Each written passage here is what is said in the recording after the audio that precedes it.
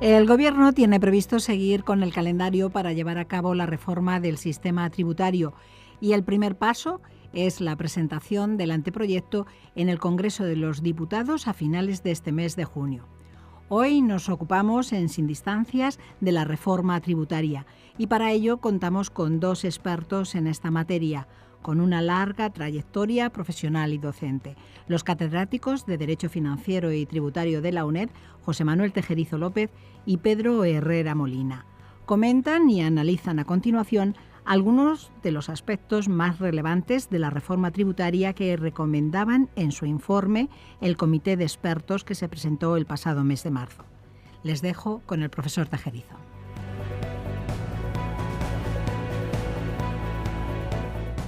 Hacía mucho tiempo que no tenía la oportunidad de intervenir en las emisiones.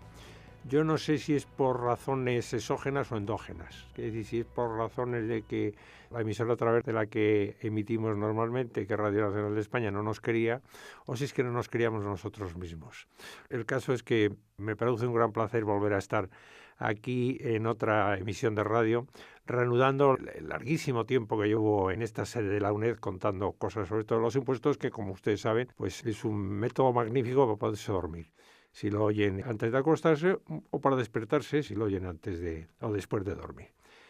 Tengo el placer de decir que está conmigo el profesor Pedro Herrera Molina, que además de ser catedrático también de la asignatura en nuestra facultad, une a esta condición la de haber formado parte de la comisión de expertos para la reforma tributaria, que es el tema que nos reúne hoy. O sea que realmente él nos va a poder contar más cosas que yo. Yo me voy a limitar a oír y a dar ideas de carácter personal, pero realmente quien va a contar dentro de un orden, en el sentido de que podrá contar algunas cosas, las que están publicadas y otras no podrá contarlas, respecto a la reforma tributaria. Hay que distinguir dos tipos de reformas tributarias. Si por reforma tributaria entendemos la modificación de las normas de carácter tributario, la verdad es que reformas se están haciendo todos los días. La palabra todos los días parece una exageración, pero bueno, durante cada año una buena parte de las normas que se dictan contienen modificaciones de carácter tributario. No digamos ya nada las leyes de presupuestos o las leyes que antaño acompañaban a la ley de presupuestos, pero que ahora, aunque no lo acompañen, siguen existiendo. Todos los años tenemos algún tipo de modificaciones. Unas motivadas porque va cambiando las circunstancias de carácter económico y entonces pues se ajustan determinado tipo de cosas. Otras porque lo impone la jurisprudencia, que establece que determinado tipo de reglas que estaban vigentes ya son incorrectas, bien porque vulneren el ordenamiento constitucional o, lo que es mucho más frecuente, vulneren el ordenamiento comunitario. Entonces, la sentencia del Tribunal de Justicia de la Unión Europea obliga a cambiar estas normas. Y luego otras porque en materia tributaria se produce un fenómeno que no se da en otros casos. Ustedes habrán oído hablar en muchísimas ocasiones que cuando se producen determinado tipo de acontecimientos traumáticos, crímenes horrendos o determinado tipo de comportamientos antisociales, pues empieza enseguida a haber un movimiento social para que cambien las leyes, y la contestación de los políticos suele ser: no hay que legislar en caliente. Bueno, pues en materia tributaria se legisla en caliente. Cada vez que se descubre algún tipo de problema o de cuestión conflictiva en materia tributaria, pues se saca un decreto ley y asunto concluido. Decreto ley que en muchas ocasiones se descubre que deja muchos agujeros y hay que modificarlo poco después. Le podría citar a ustedes muchos ejemplos, pero seguramente les aburriría. Vamos entonces con lo que nos ocupa, que es hablar algo de la reforma tributaria que se ha dicho que va a ser encomendada. No sé cuál será, si la que han dicho los expertos, la que propone la Administración Tributaria, la que nos sugieren los organismos internacionales. Hace de poco, pues el Fondo Monetario Internacional ha dicho algo sobre esta cuestión. No sabemos exactamente sobre qué es. Nosotros, para ordenar un poco el debate, vamos a dividir nuestra exposición en dos grandes bloques. Por una parte vamos a hablar de la imposición directa y por otra parte vamos a hablar de la imposición indirecta. Y dentro de cada una de ellas pues hablaremos también no solamente de aspectos referidos a la tributación del Estado, sino también a la tributación de las comunidades autónomas, que tienen mucho que decir, y no digamos nada a los haciendas locales, tanto en la imposición directa como en la imposición indirecta. Entonces, ya por entrar en materia, le pido al profesor Herrera que empiece hablando algo de la imposición directa, sobre todo, o en principio de la imposición sobre la renta. Muchas gracias, José Manuel, y es un honor estar aquí con ustedes. Si me lo permites, antes de hablar de la imposición directa, haría también alguna consideración general sobre el sentido de la reforma tributaria y qué valor puede tener el informe de la Comisión de Expertos para orientarla. Creo que es una buena idea que se haya elaborado un informe con una perspectiva que en principio quiere ser más científica que práctica, pero dando indicaciones concretas. Se ha hecho en otras ocasiones para la reforma del impuesto sobre la renta. Se han hecho intentos también en el Ministerio para llevar a cabo una reforma fiscal ambiental en comisiones anteriores, aunque finalmente no han llegado a ver la luz, y en el derecho comparado nos encontramos también ejemplos de estas comisiones. ¿Cuáles son los puntos fuertes y débiles de la comisión, a mi juicio? Ya no hablo como miembro de la comisión, ¿verdad? Porque la comisión tuvo su ejercicio. He dejado de serlo, y por lo tanto lo que voy a dar es mi opinión personal como profesor de Derecho Financiero y Tributario. Bien, pues yo creo que por un lado la comisión ha hecho un esfuerzo tremendo. Todos los miembros de la comisión y las personas que la han apoyado han trabajado muchísimo.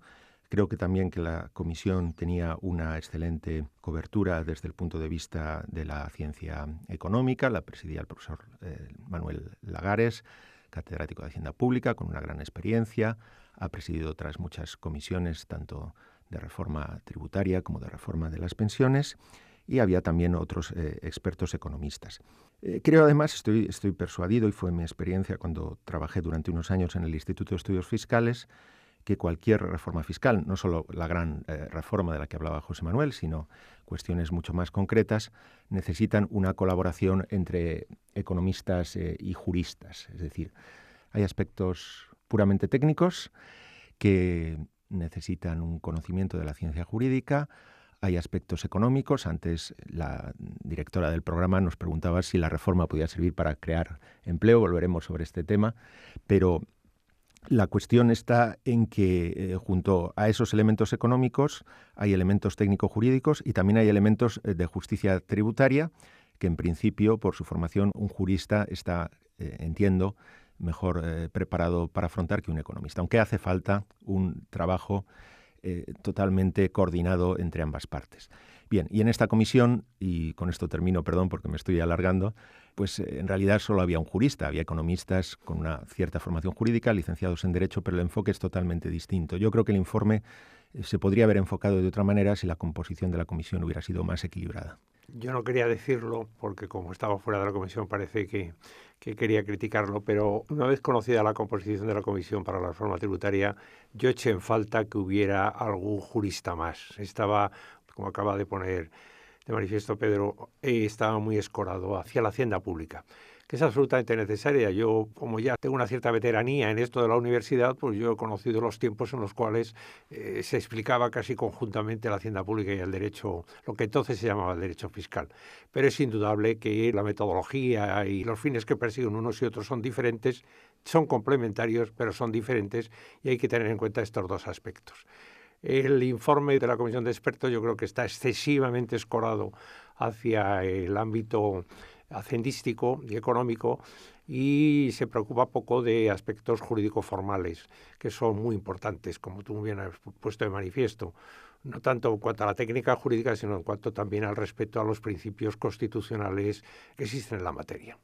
Muy bien, pues yo creo que también otra limitación que ha tenido la Comisión, esta venía obligada porque en realidad fue un impulso del Consejo Europeo el que llevó al Gobierno a crear la Comisión, ha sido la falta de tiempo. O sea, la Comisión ha dispuesto de 9 meses para elaborar un informe en el que se propone una reforma completa del sistema fiscal. Es verdad. En 9 meses nace un niño. O sea, en 9 meses nace un niño, efectivamente. Desde ese punto de vista, pues es un tiempo razonable y simbólico, una niña, además, perdón, para que o no una se metan niña. Conmigo. Exactamente, incluso pueden ser gemelos o mellizos, como tus nietas. Pero si lo comparamos con otros ejemplos del derecho comparado, en Alemania, poco antes de que terminaran los trabajos de la comisión, se publicaron los resultados de otra comisión de expertos que orientaba la reforma tributaria y estuvieron trabajando unas 90 personas durante 5 años. incluyendo no solo profesores, juristas, economistas, sino magistrados, representantes de partidos políticos que habían tenido un gran peso, que habían sido ministros de Hacienda de las regiones. Bueno, nosotros somos mucho más eficientes porque lo hemos hecho en 9 meses en lugar de en 5 años, pero también es cierto que los milagros existen, pero son algo excepcional y no se puede pedir a una comisión que realice milagros. Y, por otra parte, aunque desde luego la comisión ha tenido todo el apoyo del Ministerio de Hacienda y Administraciones Públicas y, en particular, todo el apoyo de la agencia tributaria, creo que hubiera sido conveniente, quizá hubiera hecho falta más tiempo para que otras entidades hubieran podido intervenir, pero a mi juicio quizá el Instituto de Estudios Fiscales, que efectivamente nos ha apoyado, pero quizá podía haber tenido un papel más relevante, o aunque la comisión trabajó con muchas propuestas escritas de personas e instituciones que se dirigían a ella, lo que no se ha podido hacer ha sido tener conversaciones o consultas con representantes de grupos sociales. Era imposible en 9 meses. Yo sobre todo he echado en falta la presencia, a través de las consultas, evidentemente, de las comunidades autónomas. Porque esta es una reforma tributaria que incide en tributos que total o parcialmente terminan gestionando y regulando también las comunidades autónomas, y tendrían muchas cosas que decir. Sí. Pero si te parece, Pedro, entramos ya más en materia, vamos a decir más cosas. Imposición sobre la renta, imposición directa en general. Bien, la idea de la reforma, el objetivo de la resolución del Consejo de Ministros que creó la Comisión, era que la reforma tributaria sirviera para crear empleo e impulsar el crecimiento económico. También se señalaba como objetivo una especial atención a las necesidades de las personas pues, en situación de especial desvalimiento. Pero, ¿cómo se puede conseguir esto? Pues había una restricción muy importante, y es que no se podía producir una bajada de la recaudación tributaria para mantener los objetivos de consolidación fiscal. Esa era, además de que la Comisión mayoritariamente consideró necesario o consideró adecuado seguir esta postura, era además una limitación impuesta por el Gobierno. De tal manera que si bajaban unos impuestos o unos tributos, tenían que subir otros para compensar la pérdida de recaudación. Bien, la teoría económica lo que indicaba es que desde el punto de vista de la creación de empleo, lo ideal hubiera sido reducir las cotizaciones a la seguridad social y, como compensación, incrementar el IVA. Esto es lo que los economistas llaman la devaluación fiscal, porque al fin y al cabo las exportaciones no van a estar gravadas por el IVA y, sin embargo, pues se va a bajar el precio de los productos exportados en la medida en que se van a reducir los costes de las cotizaciones a la seguridad social. Claro, esto será así siempre que no suban los salarios, siempre que el empresario no aumente su beneficio. Hay que tener una cierta fe en la teoría económica, en la que yo no soy experto, para pensar que esto funcionará, pero en fin, es la idea más extendida entre los economistas. Sin embargo, dada la delicada situación de la seguridad social, la Comisión opta en primer término por proponer una reducción del impuesto sobre la renta y del impuesto sobre sociedades. La reforma del impuesto sobre sociedades prácticamente se autofinanciaría, consistiría en eliminar beneficios fiscales y bajar los tipos, y parece... Sí, porque el impuesto sobre sociedades, y sobre todo esto lo conocerán los alumnos que han tenido que sufrirlo por estudiarlo, la verdad es que es un impuesto que teóricamente tiene un tipo de gravamen elevado dentro de los márgenes de todos los tipos de gravamen que estaban establecidos en la Unión Europea, pero a la hora de la verdad tiene tantas deducciones, bonificaciones, exenciones, reducciones y demás beneficios tributarios que el tipo efectivo de gravamen yo creo que no debe llegar al 20%, debe estar en torno al 20%, aunque el tipo teórico, el tipo nominal, digámoslo así, está en el 30%. O sea que simplemente quitando un montón de bonificaciones y reducciones y ajustes en la base como consecuencia de actuaciones de las empresas, pues yo creo que sería suficiente.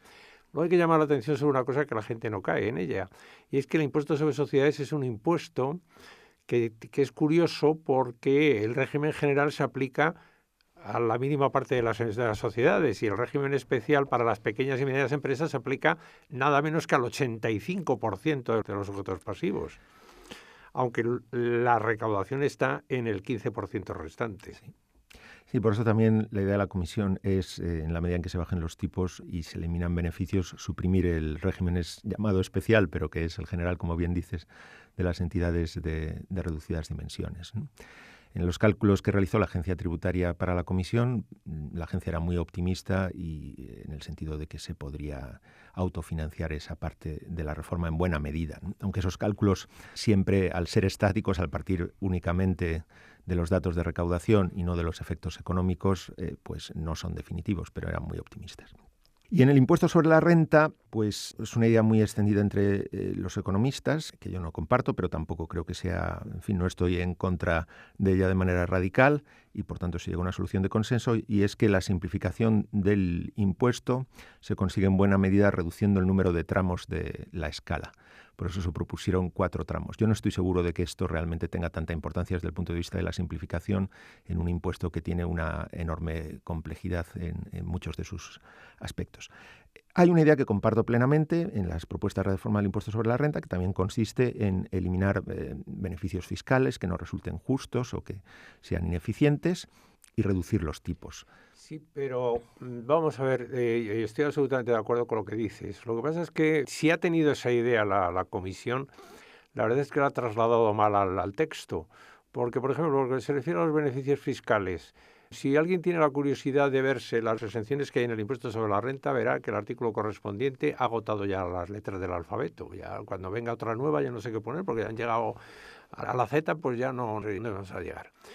Parece ser, o eso es lo que he leído por lo menos en el informe, que muchas de estas bonificaciones y exenciones no tienen un coste tributario muy elevado, sino que son anecdóticas, no para el que las tiene, por supuesto, pero anecdóticas desde un punto de vista global porque no suponen un coste excesivo para la hacienda pública. Pero bueno, en todo caso no se han limitado.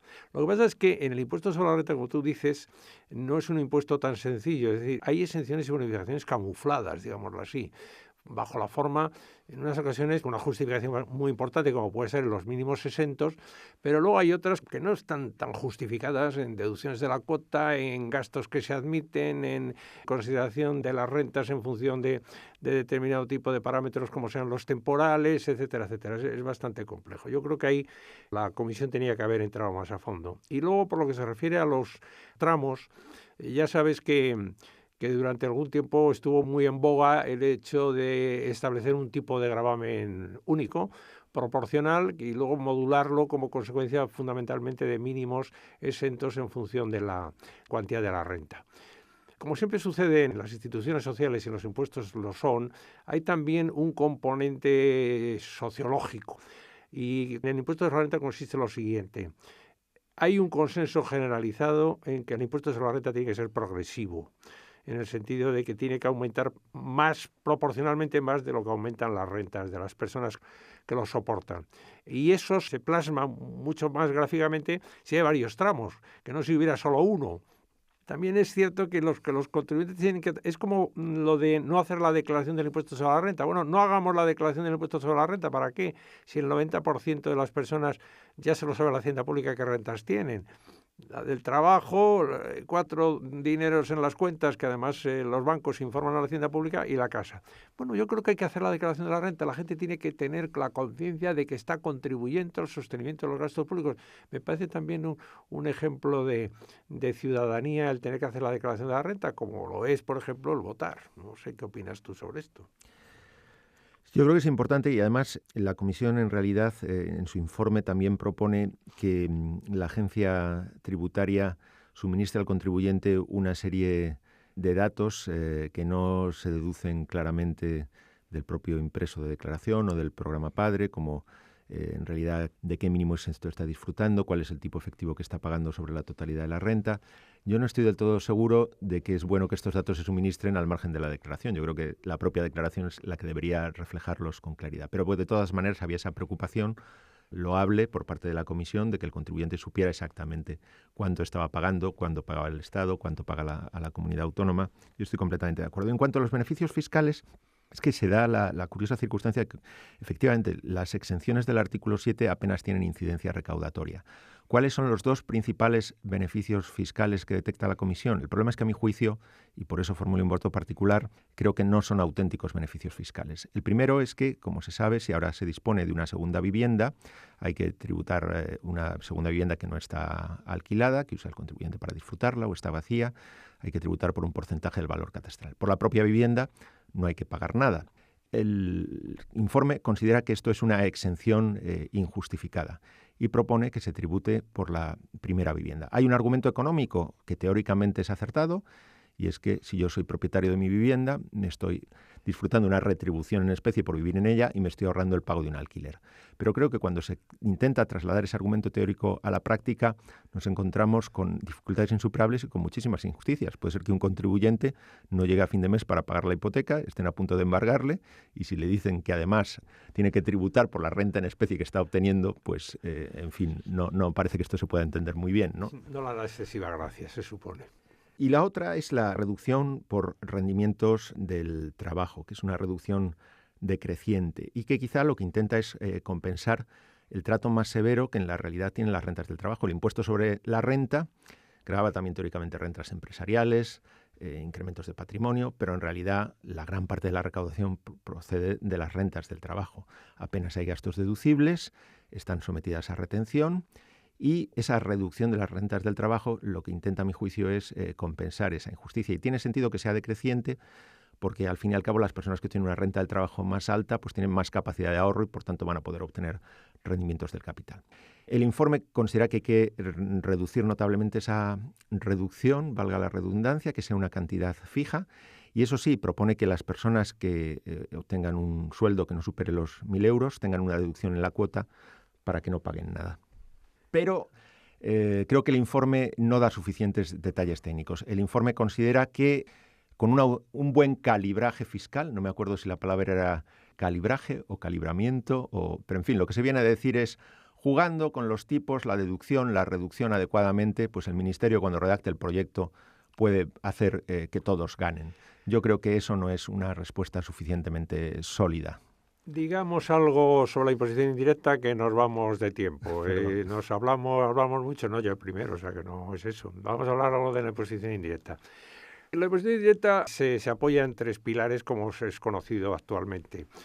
El primer pilar y el más importante es la tributación sobre el consumo, el segundo pilar es la tributación sobre el comercio exterior y el tercer pilar es la tributación del comercio privado, digámoslo así, de las transmisiones privadas. La exterior no tenemos nada que decir porque está regulada por reglamentos europeos, pues habrá que discutirlo en Bruselas, en las discusiones si las importaciones de plátanos del Caribe pues tienen que estar más gravados o menos gravados, por poner un ejemplo. En la imposición indirecta, en el IVA, también buena parte estamos condicionados por las normas comunitarias y se puede jugar más con la imposición privada. Los expertos internacionales nos dicen que esta última debería tender a desaparecer, de tal manera que la tributación por la transmisión de la propiedad en el ámbito privado, sobre todo si se trata de transmisión, constitución de hechos reales, etcétera, constitución de arrendamientos, sobre todo en el ámbito privado y sobre todo de los inmuebles, debería ser más liviana de lo que es actualmente. Es posible que sea así. El problema es que este es un impuesto que tiene una enorme importancia para las comunidades autónomas. Entonces, ahí hay 2 cuestiones que yo voy a plantear y sobre las cuales nos vamos a detener ya hasta el final de esta charla. Por una parte, esa que acabo de plantear, la tributación en el ámbito no empresarial, y luego el IVA. ¿Se sube o no se sube el IVA? En cuanto al IVA, simplemente decirles que, a contrario de lo que la gente piensa, las directivas de la Unión Europea no fijan un tipo de gravamen de IVA.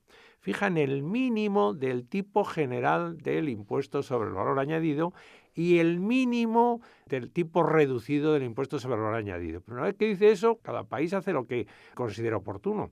El tipo mínimo ordinario, que por debajo de eso no se puede poner, es el 15%, que nosotros tuvimos durante mucho tiempo. O sea, quiere decir que ahí hay todavía un juego. No sé si desde el punto de vista económico será interesante o no.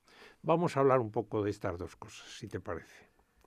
Bien, pues en el impuesto sobre el valor añadido, claro, es que era el único recurso que cabía incrementar en el planteamiento de la Comisión para conseguir la neutralidad fiscal, la estabilidad presupuestaria.